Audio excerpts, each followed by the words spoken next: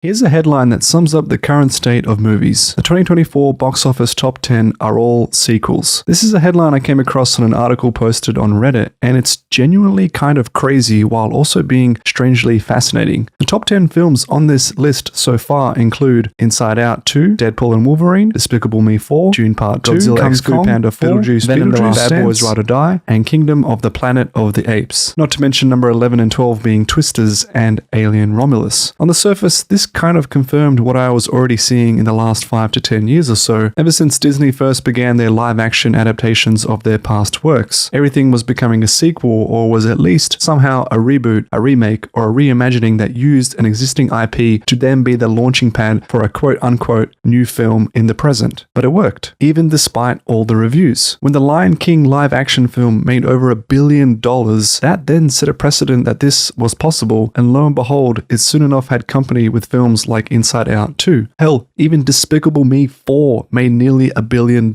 So here's the real question that got me thinking. Is this actually a good thing? For a long time, this was always, and in some ways still is, not what I really hoped for or wanted to see in the current state of cinema. Why? Because for the most part, these films didn't feel genuine or authentic, or were even doing anything particularly novel or exciting. They felt either like easy cash grabs, or were just basically telling the same story that I had seen before, but with different updated live-action visuals that were meant to look more realistic. I didn't really care for this because, well, I not only had some irks about if these visuals actually looked realistic, because they actually just felt totally fake and mass-produced, but more importantly, I wanted to see something new, something bold, and something genuinely more creative. I didn't want to just continue living out the nostalgia bait of masterpieces from the past, particularly those which were so close to my childhood, because I wanted to see what that next generation of storytelling could bring, and what would be that next new Lion King for a different audience living in a different time. But when I look at that list of sequels and see those box office numbers generated from each of them, I can't help to think that maybe this is simply reflecting what people want, and by and large, what the economy of moviegoers really want to see. And that's actually a good thing, because whether I like it or not, these films are making the most amount of money, which in turn is really just an indicator of them providing value to the whole cinema economy as a collective. It's bringing in money for the filmmakers, from the writers to the directors to the executives, all the way to the animators, to all the technical departments, and eventually the cinema chains themselves that display these movies in the first place. It is genuinely providing value to so many groups of people, let alone to the actual people who go to pay with their hard-earned money to watch and very likely enjoy seeing those films. I mean, obviously, I have no real way of being able to quantify or assess how much people have enjoyed seeing those films, but I'm just saying that it's implied that they would be doing so, because even if you took out the reaction from bad reviews, there has to be some sort of word of mouth spreading that would have continued to attract people to see these kind of movies and to continue on seeing them. That idea of buzz being generated, and essentially no one would be paying to see something that they didn't like. Even if they all hated those films and were completely suckered into it, I still think that the overall net benefit from the box office is a positive as a whole for the cinema community and overall the general economy, which puts me into a bit of a predicament, because if these films are subjectively something I don't enjoy watching, or are even panned by other critics as being cheesy cash grabs and just terrible films, but they still end up generating billions of dollars and so many other people have gone to see them, presumably having a better experience than I or these other critics have had, then is that actually a good thing? Unfortunately, I would have to say yes, as much as it might pain me to say it. It's also worthwhile stating that not all of these sequels are terrible, and the fact that they are a sequel by themselves does not automatically mean they are bad films, just because they're leaning into nostalgia bait or taking something popular before to just rehash it for a new audience. I don't want to give that impression that I hate sequels in general, period, because there's actually some fantastic ones, and even ones better than their original. So for what it's worth, I believe it's better to assess any film, sequel or not, as its own body of work, so that if it has a great story, great production, and a great overall movie entertaining experience, then it doesn't matter what it is or where it came from. That film can stand on its own, and it doesn't need to be weighed down by anything in the past, even if it's related to it. This is what can make sequels even better than the original, because they can take that beautiful world and the characters from that first film, but give it a different story that elevates everything completely to the point where suddenly you've got a sequel that is far better than its predecessor. It's taken something from the original, expanded it, and made it even better, all the while keeping that same world, same same characters and same spirit from the original's blueprint. If a filmmaker can do that, then I have absolutely no qualm and in fact champion them upon doing so, especially so if they can correct certain mistakes that happened in the original. So like an updated game with rebuilt visuals and mechanics, you can relive an experience that's so much more improved than the first time you witnessed it. Which brings me to think about the future of cinema in that if sequels are done correctly like I've just spoken about, then as much as I'd love to still see new original work, I'm less dispirited by the idea of seeing more reboots and remakes in the future. If a film is done well, then a film is done well, and I look forward to seeing it. But if they're not done in a good way, then I guess while I probably won't be seeing those movies, I still can't say things will be bad, because if they continue to bring in excitement, interest, and most importantly, the big bucks from people actually seeing them, then that is simply just going to be the new way or outlook for the state of modern cinema. And for those who don't recognize that trend or who would simply go against it out of sheer principle, then I fear that it won't even matter because you'll just simply be left behind. Which leaves me with the final question for those wanting to make films in the future or who have an idea for something to make to launch their career as a filmmaker. And that question is, do you even sequel, bro?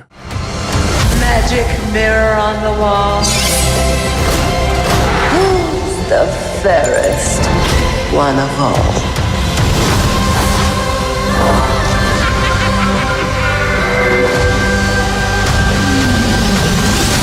But we already did it. It took 7 hours, but we did it. It's done. Yes, but we've got to do it from different angles. Again and again. And again and again and again. Ah!